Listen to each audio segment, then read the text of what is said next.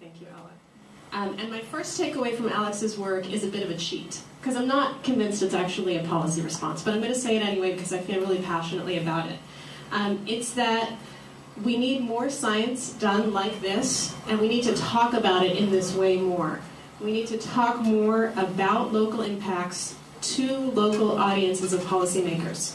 Earlier this week, I don't know how many of you guys saw this, but New Jersey Governor Chris Christie called climate change, among other things, an esoteric theory. And he's able to do this, I think, only because we have often not done a good enough job explaining it as anything but a global phenomenon. I think Alex is totally right. Nobody in the world cares about global mean temperatures. What they care about is what's happening in their backyards. And making climate change local makes it real, because this is really where the rubber meets the road on a lot of policymaking, as many of you in this room know. So I know that this effort is something that the Emmett Center, where I work, and that other organizations and centers that are represented on this stage and in this room are working on, and will continue to work on. It's what's going to help us go from esoteric theory to what it means for my neighborhood, and from there to good policymaking. So Alex's breakthroughs here are really important. I don't know anybody in the world who's doing it better than Alex is doing it here in Los Angeles, so I just wanted to start by thanking him for showing us how to do it, because I think it's really important. So that's my first one.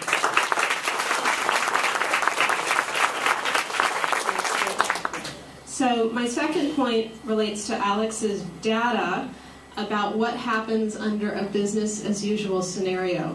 And one of the things that I love about Alex's presentation is how he sneakily reserves the scariest stuff, the business as usual stuff at the end of the century for the end. You know, when we sort of feel like we've heard it all, it just gets worse at the end, and then you think, oh my God, what are we going to do? Because 2050 looks bad, but the end of century, 2100 looks pretty frankly disastrous if we don't figure a way out of our current national impasse on climate policy and international impasse on climate policy. So here I actually have some good news for all of us in the audience, because we're Californians.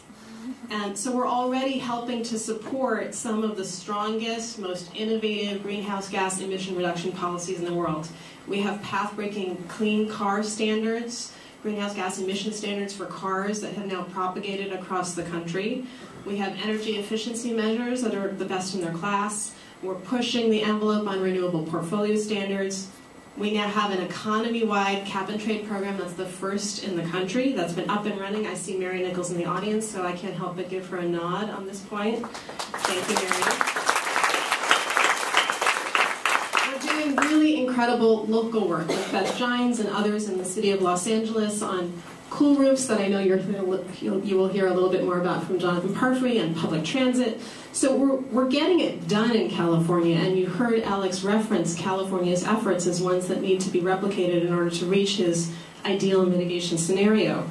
But the opponents of these measures are vocal, they're really well funded, they're litigious. I'm a lawyer, so I can take credit for my kind where it's due.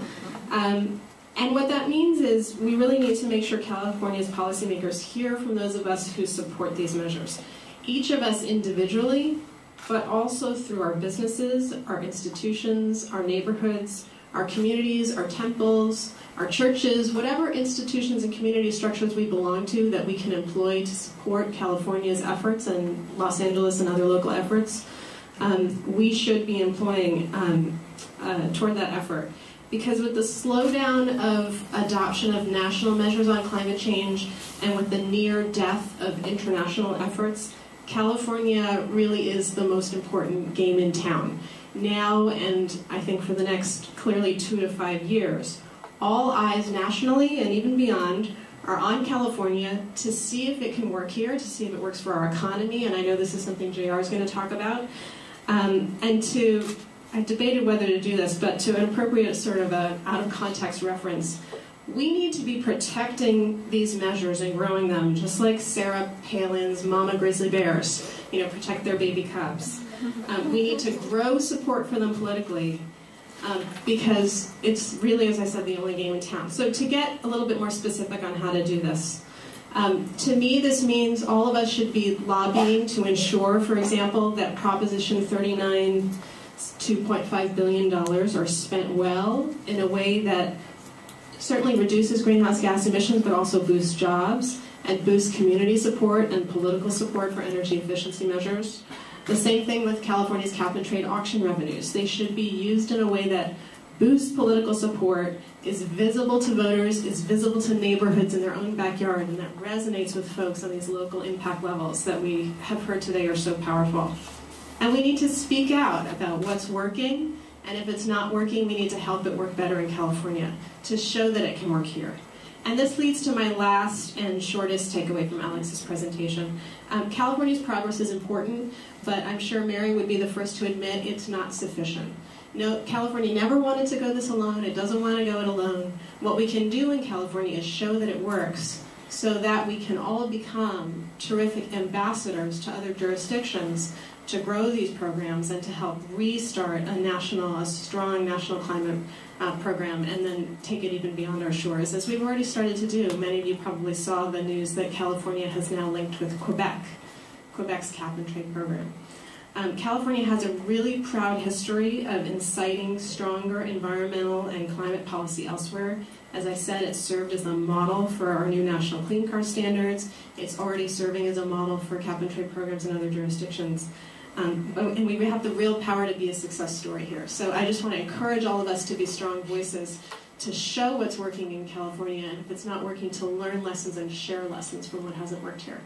There are terrific other panelists. We can continue the discussion, but that's where I wanted to start. Thanks so much.